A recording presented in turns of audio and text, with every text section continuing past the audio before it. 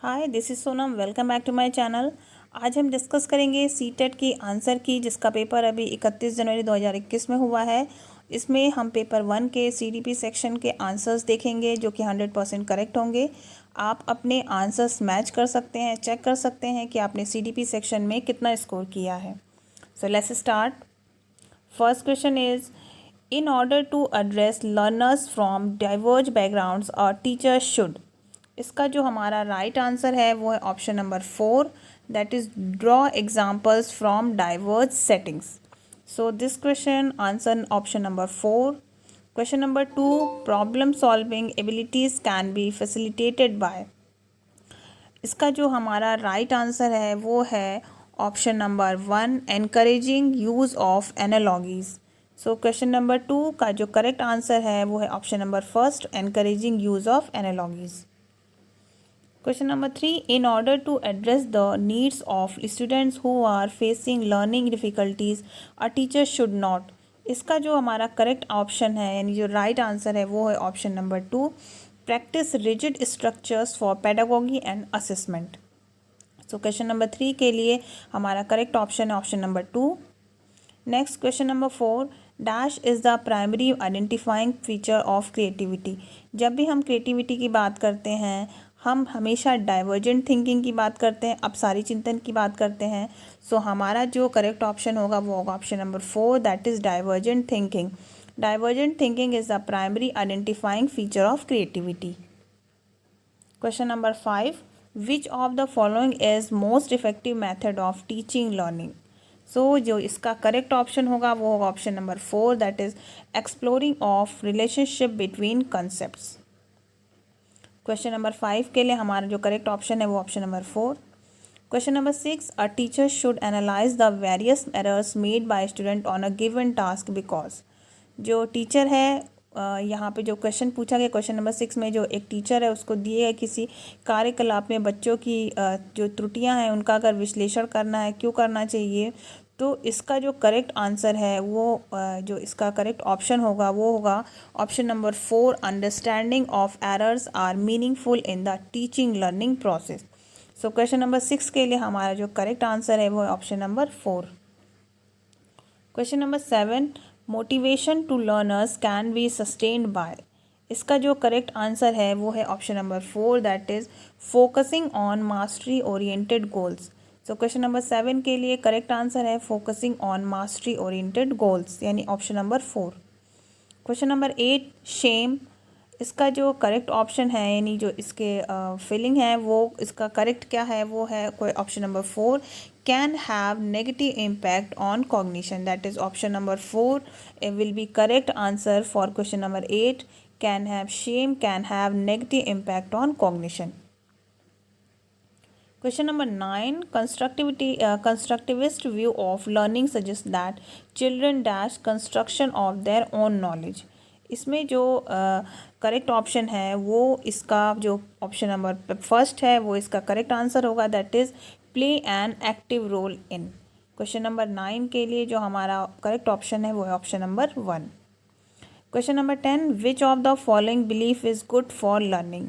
हमारा जो question number 10 है उसके लिए करेक्ट ऑप्शन होगा option number 3, that is ability is improvable.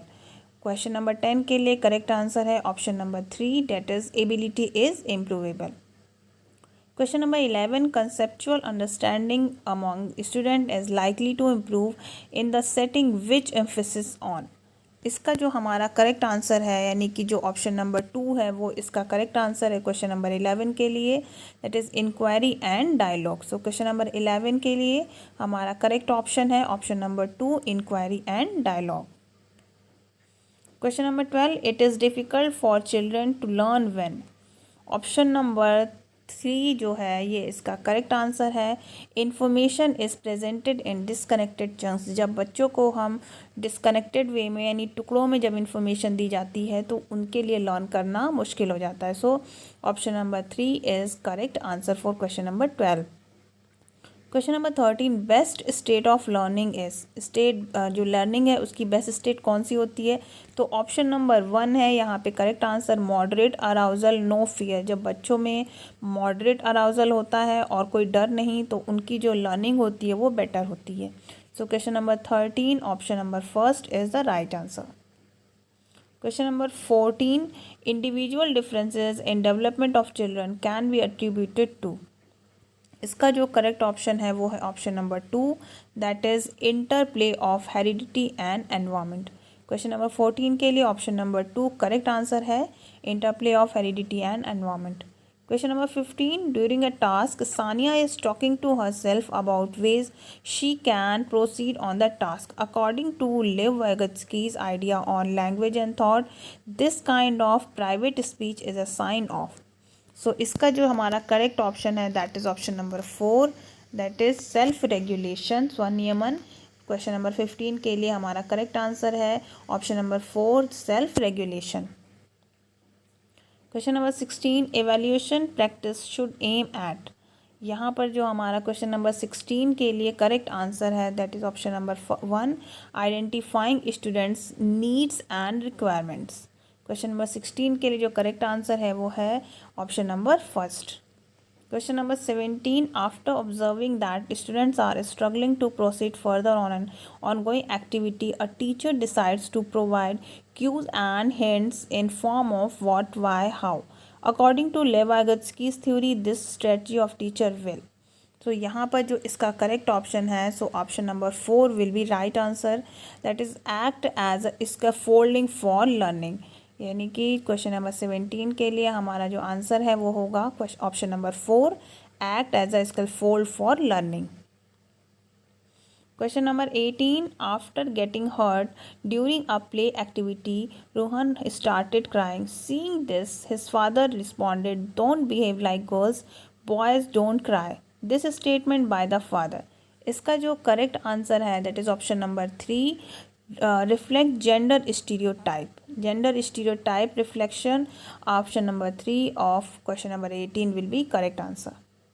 Question number 19, in a progressive classroom, यहाँ पर जो हमारा फर्स्ट ऑप्शन है वो होगा हमारा right answer, ample opportunities should be provided for construction of knowledge.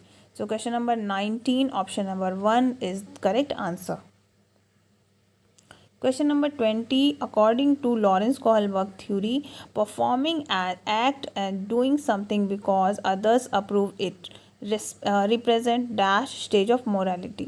तो इसका जो करेक्ट आंसर है वो है option number 4, conventional. Question number 20 के लिए जो हमारा करेक्ट आंसर है वो option number 4, that is conventional. Question number 21, which of the following is correct in the context of socialisation of children. यहाँ पर जो हमारा ऑप्शन नंबर 3 है वो हमारा इसका करेक्ट आंसर है क्वेश्चन नंबर 21 के लिए। School is a secondary socialization agent and family is a primary socialization agent. So हमारा 21 क्वेश्चन नंबर 21 के लिए जो करेक्ट ऑप्शन होगा वो होगा option number 3। Question number 22, theory of multiple intelligence emphasis that. इसका जो करेक्ट आंसर है वो है option number 1, there are several form of intelligences. यानी कि जो क्वेश्चन नंबर 22 का करेक्ट आंसर है वो है option number 1। Question number 23, pre operation stage is Jean Piaget's theory of cognitive development characterize. इसका जो करेक्ट ऑप्शन होगा यानी करेक्ट आंसर है वो है सेंट्रेशन एंड थॉट, यानी विचार या सोच में केंद्रीकरण। सो क्वेश्चन नंबर 23 के लिए हमारा जो राइट आंसर है वो ऑप्शन नंबर 4।